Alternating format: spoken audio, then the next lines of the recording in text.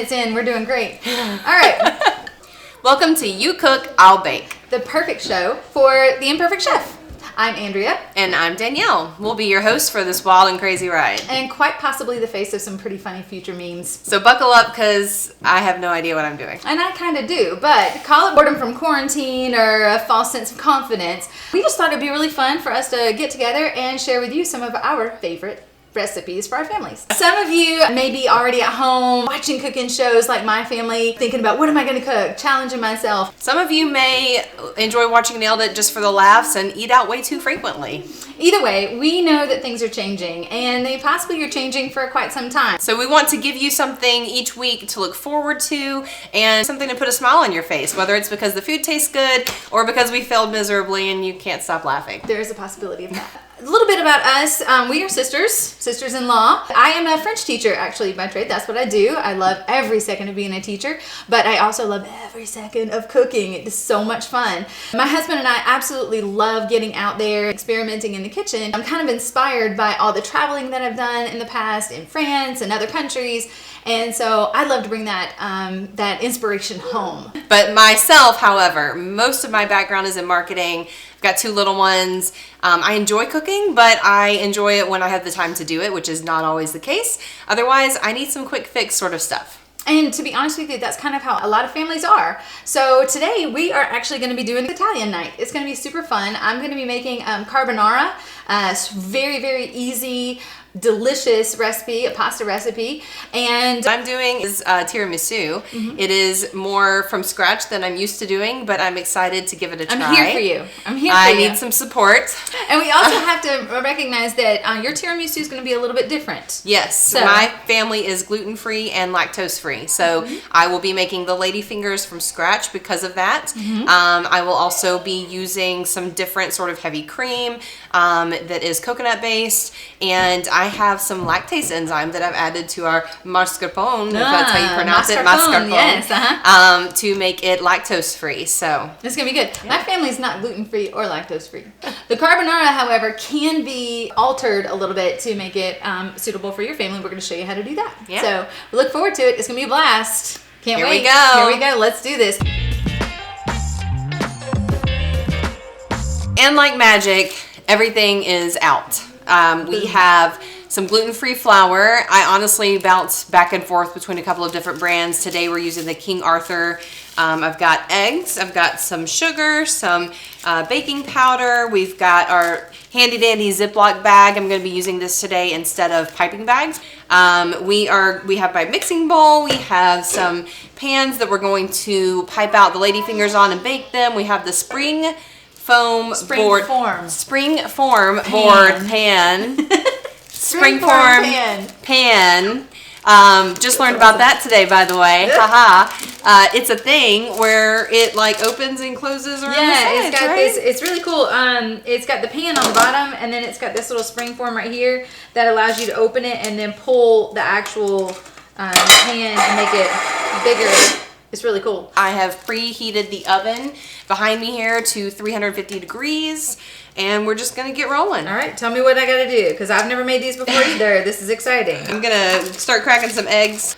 How many eggs do we need? 6? 6. Cool. There's 5. Ooh. And 5 plus 1 makes 6. Perfect. I did that one a little hard. There's a little juicy juice on the counter. So, made a little boo-boo, but that's all right. We were supposed to separate the eggs.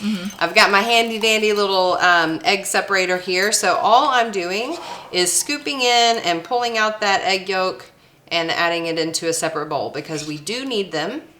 Again, I've never made this before, so bear with me. And if you don't have an egg separator, feel free, slotted spoon. We'll take those out also, so that's totally good. Awesome. And then what do you want me to do with these? So we have pulled out 2 tablespoons of sugar, and we're going to set that aside. And then we're going to take the big sugar and put it in The big here. sugar is going in here. That's Yes. right. All right. So this is 2 tablespoons under a full cup of sugar. And we're going to do this until I think it's supposed to be nice and creamy, like a nice and fluffy almost. And then I'm going to take these egg whites and I'm going to add them into our stand mixer over here. Okay. And you're gonna beat those until they have a nice stiff peak. Stiff peaks. Basically making a meringue out of those egg whites. And I'm gonna keep incorporating these egg yolks with my with the sugar. And this is is this regular sugar? Yes, this is regular sugar. Okay, cool. Regular, granulated. Again, it's something you can find around the kitchen All pretty the much time. every day. Yep. You can do this in the stand mixer, but we have the stand mixer going right now. But this is totally good. And I need extra.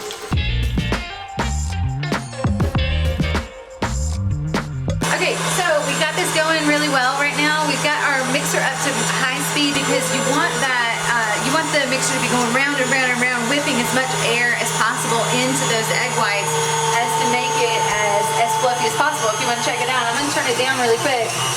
You can kind of see how fluffy and cloud-like they are. And that's with all those little air bubbles that have been incorporated in there. So I'm taking the mixing bowl off, and you'll see in the bowl, when I pull the whisk out, it kind of makes this little Whoville mountain. Here you go. Check it out. It's a Whoville mountain. That's what we're looking for. That little curl right there. You can just see the Grinch kind of tippy-toppy, like about to fall over. That's what we're looking for right there. So now we're going to pull out a scoopful of these egg whites, these beautifully blended egg whites, and put them into the egg yolk mixture, the yolk and sugar mixture that we have been, or Andrea has been graciously blending. I can't feel my arm. So I will work on blending some of this. This is just to loosen the mixture a little bit. And then we're going to pour this into the big bowl with the rest of the egg whites. There you go. Beautiful. Now the next step in this is to fold this mixture together. Have you ever folded before? I fold clothes. Well, there you go. Can I show you how to fold? I've watched.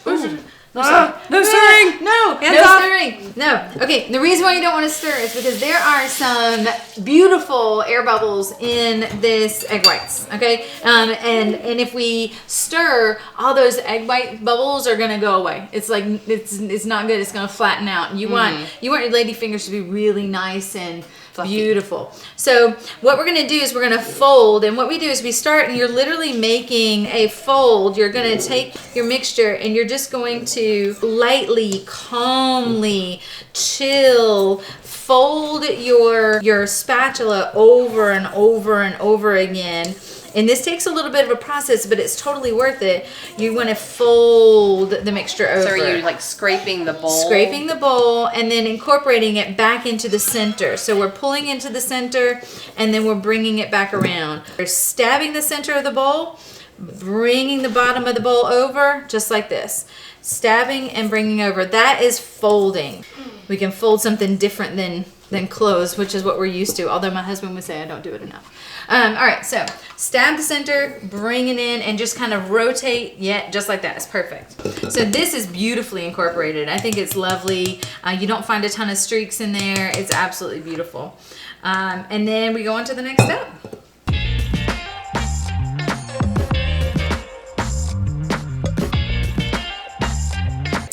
Okay, so now we're going to work on our dry mixture and adding that into our lovely concoction here.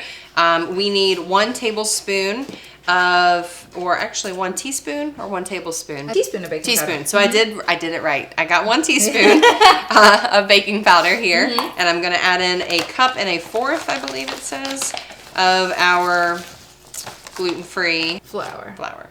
Yes, 1 1/4 cups. Perfect. And I'm going to give you another pro tip here in about 2 seconds.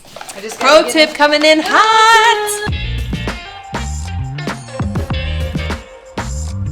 You have your baking powder in the bottom of that bowl, right? I do. So I need want to you mix to it mix together. it together. Get it, girl. That's a pro tip. Oh, that's the pro tip? That's the pro Well, tip. I must be a pro. I was going to do it. Look at you go. Look at you go. What's next? We are going to mix this with that, but slowly. Slowly, yes. You want to do it at a slow pace because you really want everything to get incorporated. And you have your spatula over there. And we're going to continue to fold. But we don't want to dump the whole thing in there because then it's going to be hard to really mix through and through. And it'll be lumpy. Yeah. Nobody needs lumpy ladies. No lumpy lady fingers in your tiramisu. There's not very many things that lumps are good for, except for a black eyed peas song. But even that's humps. So yeah, this is true. I'm not. My lumps. That would make no sense. Yeah, lumps of coal is bad. Yeah, lumps of coal is bad. So lumps are bad all around. Comment down below if you can think of something that a lump is good for. I'd be surprised if we get anything. I'd be super surprised. Use your master folding technique. My master folder. Yep. Get this out of your way. In the middle, stab it. Stab it and fold it over. Stab it and fold it. And whip it. Mm-hmm. Well, we don't want to whip it. Not whip it. We're not Devo. Who's Devo? Whip it real good. Oh, okay. I'm sorry. I got it backwards. I'm sorry. I was nervous there for a second. I was thinking something. Not Debo. Is Debo from Friday? Friday Phoenix? Debo. I have no idea. I have no idea. Comment down below because I got nothing. Yeah. Why don't I keep folding while you add more? Does that sound good? I think you're a better folder than the wrong language. French. Oui. Oui. Oui. Please. Yes. Get a little sprinkle. Sprinkles are good. I do like sprinkles. Yeah. Did you know that in Australia and in Britain, sprinkles are not called sprinkles? What are they called? Hundreds of thousands. I don't get it. They're called hundreds and thousands, yes. Oh. That's what sprinkles are called. They're called hundreds and thousands. So if you want a sprinkle cookie, you want to have hundreds and thousands. Hundreds and thousands cookie. Yes. Yep. That's very interesting. At first I thought it was a mom joke. And no, I am legitimately serious right now. This is my chef, my TV watching expertise coming into play. She was not lying. I was not kidding. She watches the shows. I watch all of the shows. I have my favorite chefs. I have my favorite shows. What are some of those? I think my favorite show right now is A Chef's Life or Somewhere South, and it's on PBS. Yes, I watch PBS. I watch PBS, but it's for It's like PBS all the kids shows. I know. We both have children. We both have younger children. Mine is 5. I actually have 2 older. I have a 22-year-old. Please comment below about how well I aged. 22-year-old and a 17-year-old. No and way. then I also have a 5-year-old. We both have a 5-year-old. They're 5 months apart, actually. Yes. So, but yeah. So we watch a lot of PBS Kids, but on PBS they have a show called A Chef's Life. She did like 5 seasons. The chef's name is Vivian Howard. Go to town. There you go. And she's fantastic. She's awesome. She's a very southern chef, which makes me very happy. Based out of North Carolina. She's awesome. So I absolutely love that show. She has a new one out called Somewhere South, and that's my favorite. I've heard of that one. Oh, so good. Who is your favorite chef? You mentioned that you had some favorite chefs. My favorite chef is Vivian Howard. Oh, that is your favorite chef. That is so my your favorite favorite chef does your favorite chef. Yes. I think I just like the honesty and authenticity of it, and I think that's kind of where we're going with ours as well. Absolutely. So, yeah. There is no fluff here other than our fluffy batter, but And everything you see, depending on how much we've eaten today. Depending on, but no, everything you see is totally real, flaws and all. We are. I'm sure there is plenty of at least what I'm doing here that is not perfect. So. But I mean, that's what it's all about, right? All right? This is everyday life. All right, so now we are going to put the mixture into our bag so that we can pipe it out onto the board. Here we go. Let's go ahead and cut a little bit off of this. Let's go with about that big. That sounds good. There we go. And I'll let you go to town. Good. Like and you have 4-inch lines. Yep. Is that 4 inches? I don't know. Maybe a little longer. Yep. Yep. That's good. So as I squeeze the bag, I then let go and I bring it back up to the top. Whoops. It's okay. We'll clean up whatever is messed up. And you know what? At the end of the day, this is all going to be eaten. It does not have to be perfectly pretty. That is Julia Child's motto right there. Is this your first time making ladyfingers? Mm-hmm. I just buy them because I don't have to worry about gluten-free or anything like that. So I typically just go to town and get them already pre-made. And you can buy gluten-free ladyfingers pre-made. I forget the name of the company. It's like Schwartz or something that makes them. I just didn't think about buying them ahead of time or ordering them per se. Well, and this is an experiment. This is what we do. This is fun. This is great. All right, so we're gonna put these in the oven at 350. For how long do they go in? I believe it's 15 minutes. So Maverick's making an appearance. I'm excited. What do you need? In the garage, applesauce goes. Thank you. Run like the wind, bullseye. Oh, Let's don't go. touch, don't touch. That's mommy. They're just not smelling. for you. Okay, go. All right, so In the oven.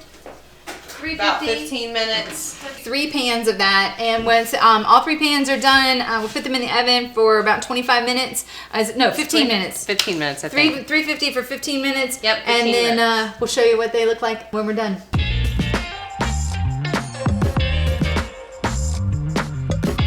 Pro tip, so I have my parchment paper here. I'm gonna fold it in half because these come in squares, not in circles, right? You have a circle thingamajiggy. So, circular pan. yeah, you have a circle pan. Parchment paper doesn't come in circles. So let's make it into something that will fit your pan.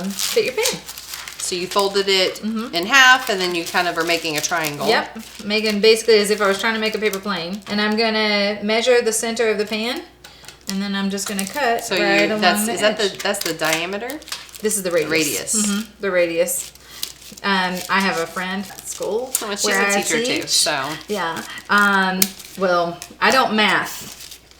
I speak don't French. math. I don't math. I speak French. So, but my best friend at school, she is the geometry teacher. She would be so proud of me right now for remembering the radius. So there you go. So now you have a precious little. Voila. Voila. Nicely pronounced. Well played. All right. So there is your parchment paper for this one. You can go ahead and start piping, and I'll get you ready for this.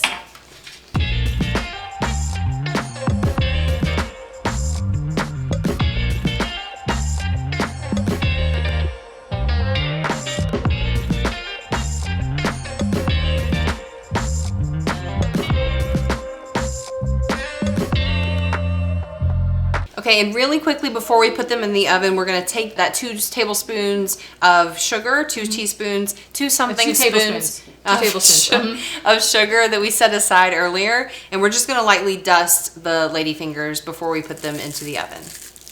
I'm the sugar bae. My sugar mama. No, I can't.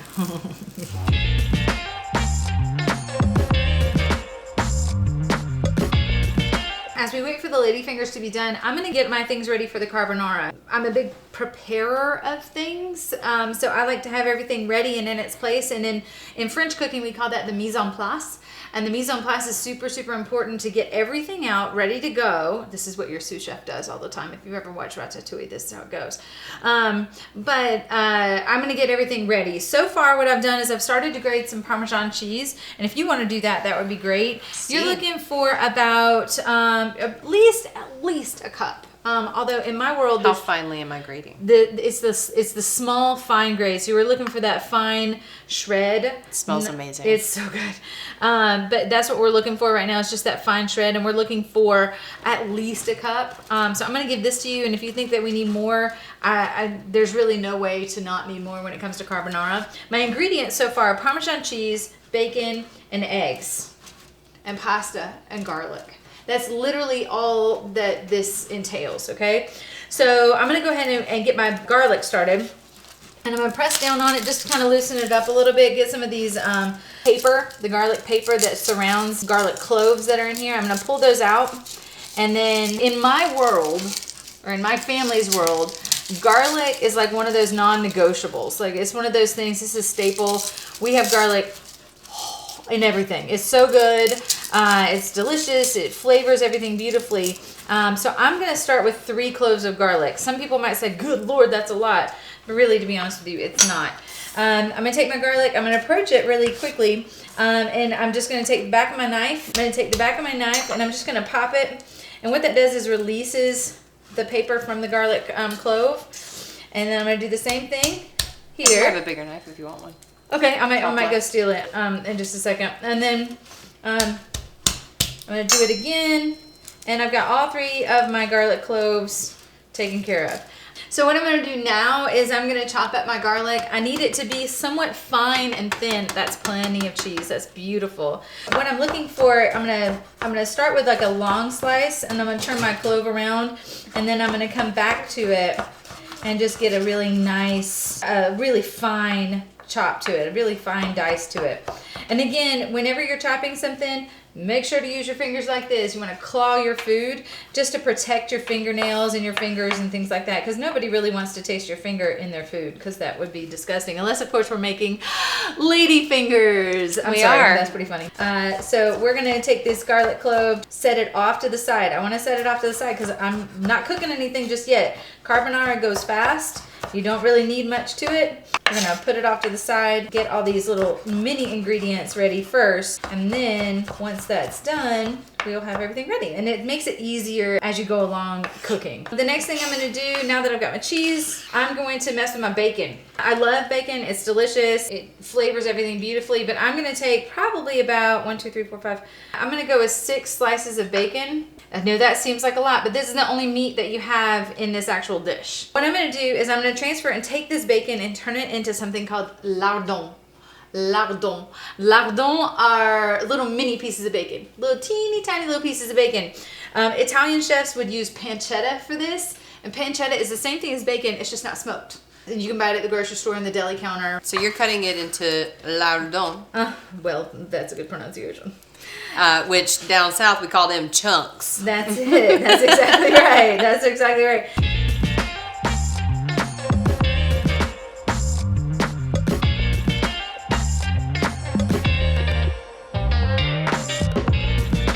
We're gonna take this lardon and we're gonna put it off to the side. I want all 6 pieces of this bacon. That's. I want all of the bacon. Too. All of the bacon. It's my favorite. And then Danielle, if you'll do me a favor. Yes. We're gonna go with, since we're making a fairly decent amount of sauce, we're gonna go with 3 eggs in here, and if you'll beat them up, that'd be great. Just beat it. Beat it, Beat it. beat it, Crack yourself an egg and beat it. For those of you that don't have a whisk, you can just use a fork. I love using a fork, especially for eggs, because you can just kind of grab it and whisk. Yeah, and if you're not using a bigger bowl, use a fork for a smaller bowl. It just makes more sense. You have more control over it anyway.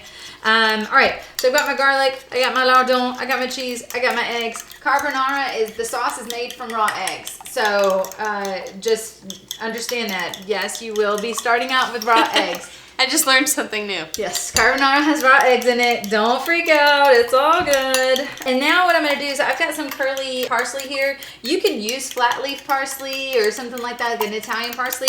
This is specifically for garnish. No big deal. How are your lady fingers looking? The lady fingers are turning out great.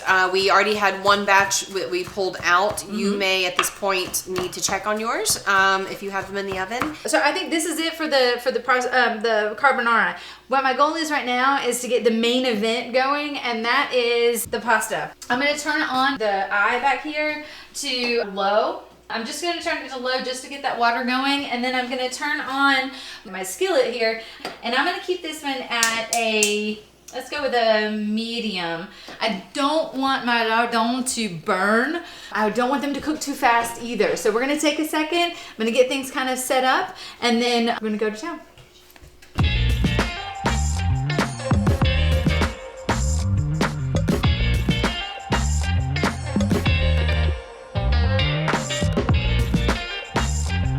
The timer went off. Our lady fingers are done. We've got one batch out already. This batch is good to go as well. And I want you to take a second really quick and look if you can see all these beautiful air bubbles. When we get ready to do what we're gonna do with these bad boys, it's gonna be so good. It's gonna be so good.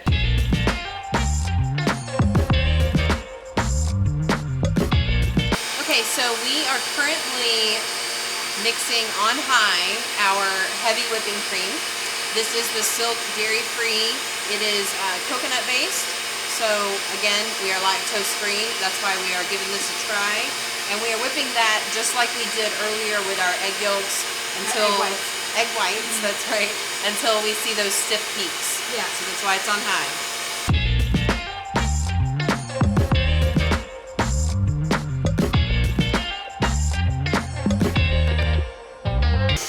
Next, we're going to combine 4 large egg yolks together with a ½ cup of maple syrup in the mixer. So we will transfer this out, transfer that in, and get it whipping.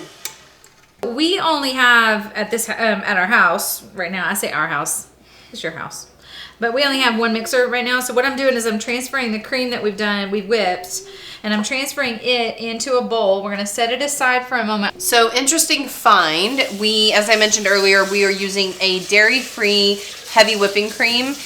It is coconut based. So as we were whipping this whipping cream, we noticed that it was not peaking up like we expected it to. So Andrea quickly jumped in. It was looking a little more like cottage cheese. She slowed it down, added a little bit more cream and some of that gluten-free flour to it. And a little bit of sugar. And sped it up again, and it turned out to be better. It's not as peaky as the egg mixture was earlier, the egg whites, but it is better than it was. So whenever you're cooking with alternatives, things are going to happen, and you just got to figure out how to be flexible. So now what we're going to do is I have separated the 4 eggs. I have my 4 egg yolks here, and I have my ½ cup of maple syrup. So I'm going to combine these 2 together into the bowl, into the mixing bowl. We'll put the whisk attachment on for you. There you go. You're all set. Thank you. And then we're going to mix this together. Maybe at a medium-low speed, no? I think at maybe a 4. Yeah. A 4 would be good.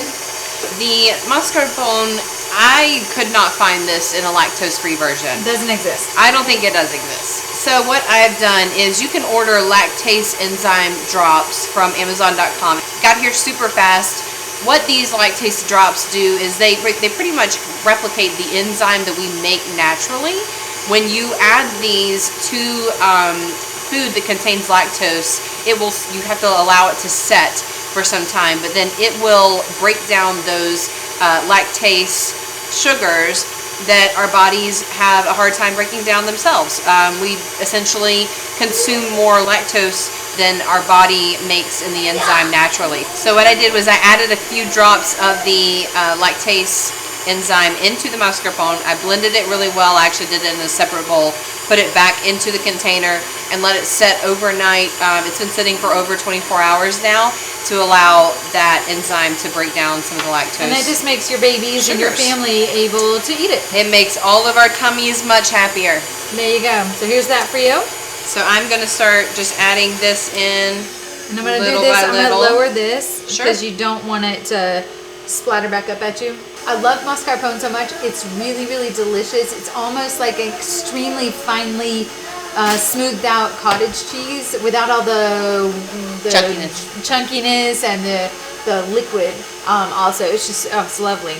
Okay, so now we're going to fold in this whipped heavy whipping cream and into this mascarpone. Just a little bit at a time. A little bit at a time. I'm just going to dollop it in there. Stab and turn. There you go. You want to give me a little? Yeah, I'll give you a little bit more. Ooh, that was skill. So nice to cook when you have 4 hands. Nuh-huh. Oh, much better. I'll give you a little bit more. Ooh. Ooh. Let me get it. Yeah. There you go. It's very pretty. Mm-hmm. The way the whites and the yellows are coming together. Okay.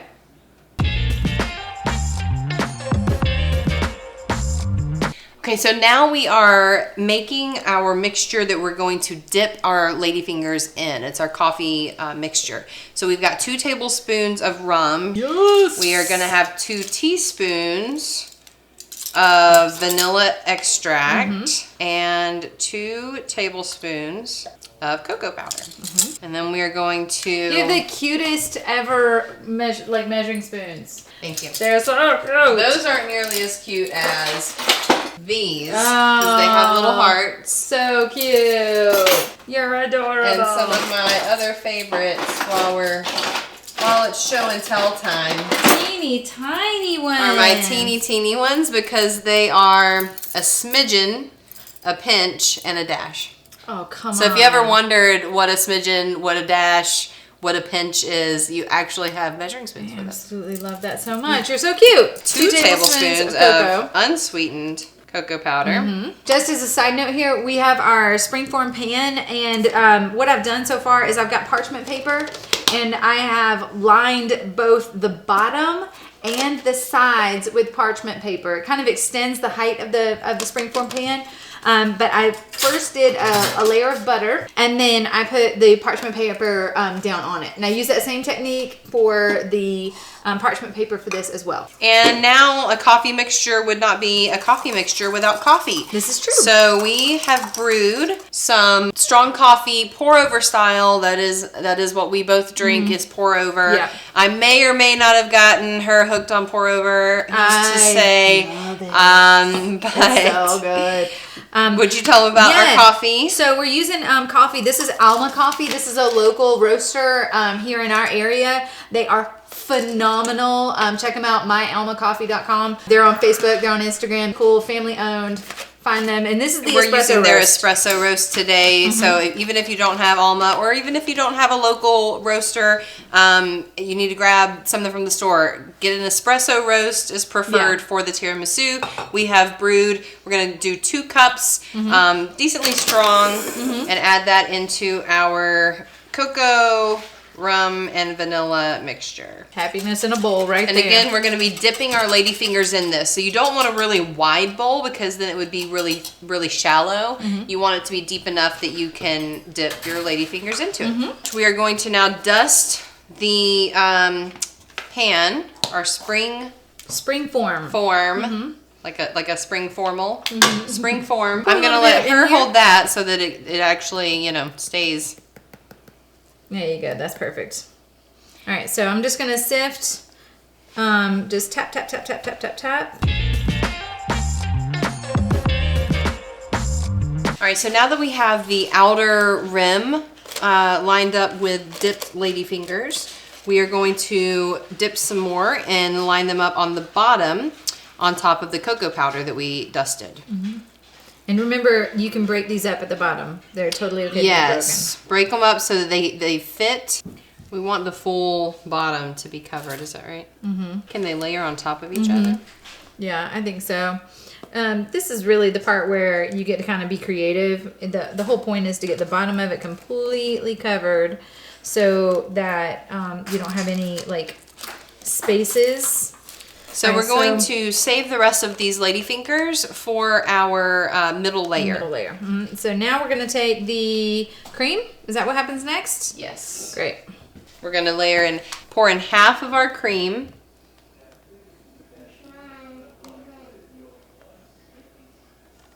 I think that's about half. Oh, it fell. Oh, I'll get it. Okay. Go ahead. No. We're good. I think that's about half. Yeah. Seems a little light. All right, now you definitely need 2 people for this. Yes. All right, now you can go ahead and start with the next layer of the ladyfingers. I'm going to try and do this quickly. Second part, it doesn't necessarily have to cover every single little bit. This is my favorite. They're crossed. Oh, good Lord. They're falling apart so bad. Ah. Okay. The perfect show for the imperfect chef. Ready to go. I got it. This is the greatest ever. This one looks like you know what? To be honest with you, if they fall, let them fall. We're gonna let them fall in the end. Yeah. Probably. All right. Pour.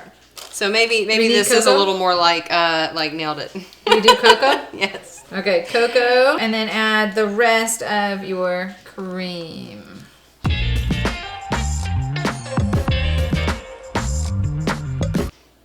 Giggling. This is the best.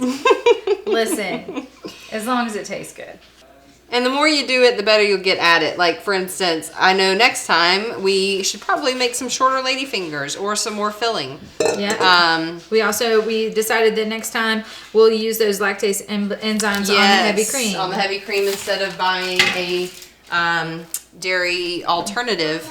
whipping cream. I think we can fold those over. Let's do that. Let's do it. So I mean, they're wanting to bend. Let them so bend. I think that we could just bend them over. Oh my gosh, this is good. It's awesome. This is fabulous. Improvise, people. And just, it's like a little tiramisu cake thing. I don't know. Like a bunt.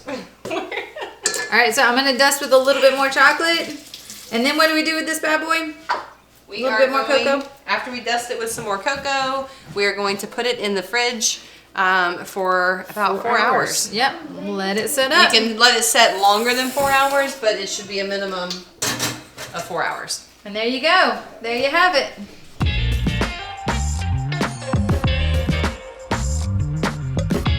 What I've done is I've taken my lardon and I put my lardon in the pan, and they're cooking on probably about medium-high heat. I want to get some of that fat rendered out. Let that cook for a few minutes. You know that I've already gotten my garlic done.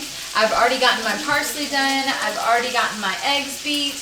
I've already got my cheese grated. The thing that we're waiting on right now are these lardons. What I also have over here is my pot of water for my pasta. I've got linguine for mine. I'm using barilla, and you can use any of them, it doesn't matter. But you can use this exact same recipe, do the exact same thing I'm doing, just use your gluten-free pasta.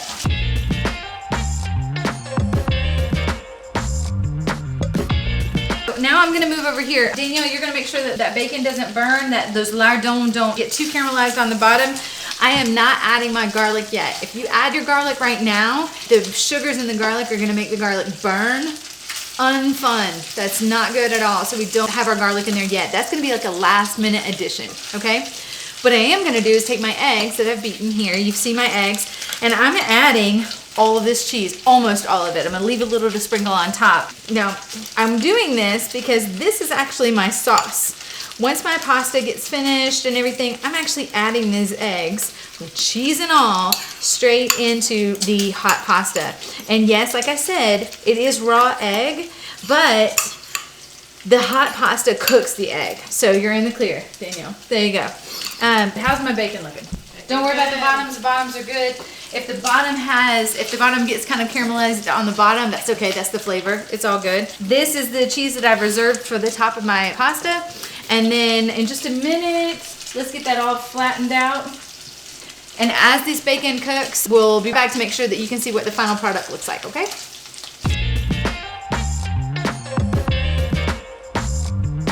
Now that my bacon, my lardons are pretty much done, I'm gonna add some garlic to this. This looks really good. I'm actually gonna leave it as is. I'm gonna pull this bacon out, and we're gonna turn our water on to high.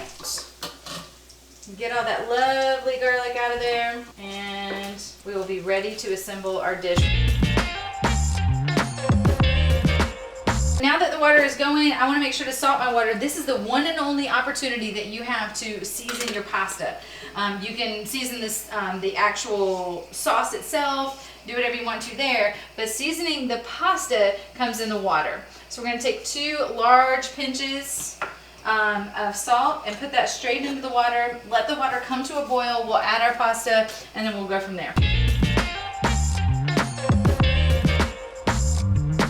So the pasta is going. One of the main things to remember when you're doing carbonara is before you go and drain that pasta, save about half a cup of your pasta water. You're gonna need that, or you potentially could need it, and you don't want to be without it. And the reason for that is, let's say for instance, your sauce ends up being just a little too thick. Okay, and it sticks to the pasta a little bit too much. It works out a little bit better if you have some pasta water to kind of thin it out a little bit. And that pasta water is salted, and it's seasoned with the pasta, and it still holds a little bit of that starch that the pasta has. So it will actually help out in that whole thinning of the sauce process. My pasta has a couple more minutes left to go. I would say probably about 3 minutes left. Yours is done, and you've already grabbed your pasta water that you may need. And we only do this because you might need it. What you're gonna do is go ahead and drain your pasta and then put it back in the pot. That's super important. And don't drain too much. Whatever you do, don't rinse your pasta. You're off the heat, that's good. Leave it there for a quick second. All right, so I'm testing my pasta. 2 things you wanna look for. If you pull it apart, it has a little bit of give to it, and then make sure it still has a little bit of a bite to it. And when I say a bite, it's kind of chewy still.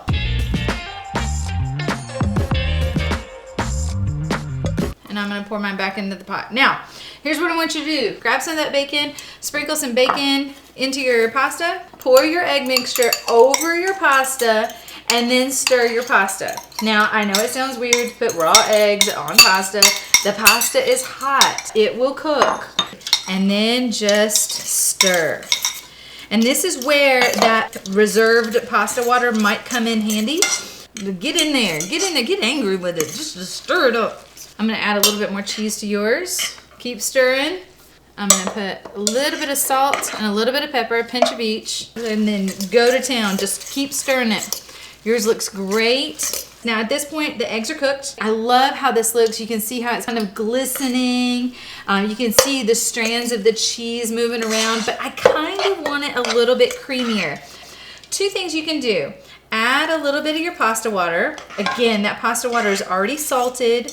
It's already ready to go for you, and it'll give you a little bit creamier texture than what you already have. The other thing that you can do, add a little bit of cream cheese to this. It's so good, it takes it to a whole nother level. I'm not gonna do that today just for the sake of time, but what I am gonna do is go ahead and plate it up for you. Spoon some into a bowl. Let's make sure we have a good amount of pasta and a little bit of that bacon. Find a couple pieces of that bacon in here. We've wiped down the sides. That's presentation 101.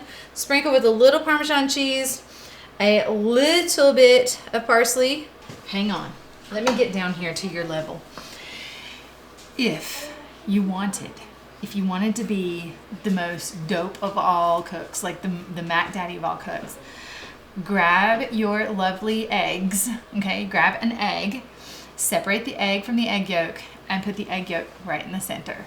And that will change everything.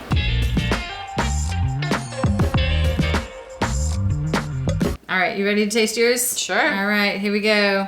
I hope you enjoy it. That's pretty good, huh? Delicioso. Delicioso. It's delicious. Oh my gosh, I love it so much. Easy Italian dinner. Absolutely delicious. Carbonara, tiramisu, first video. Nailed it. Join us next week as we prepare for Cinco de Cinco de Mayo Mayo. here on You Cook, I'll Bake. Wait, you cook, I'll bake? You cook, I'll bake. You cook.